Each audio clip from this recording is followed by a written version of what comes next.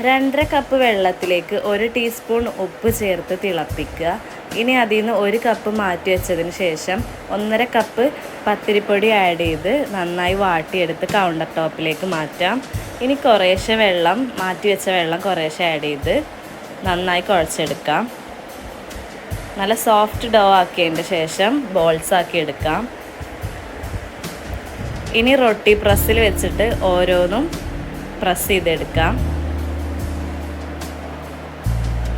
ഇനി എല്ലാ പത്തിരിയും പരത്തിയെടുക്കാം. അതിൻ്റെ ശേഷം നമുക്ക് ഓരോ പത്തിരിയും ചുട്ടെടുക്കാം.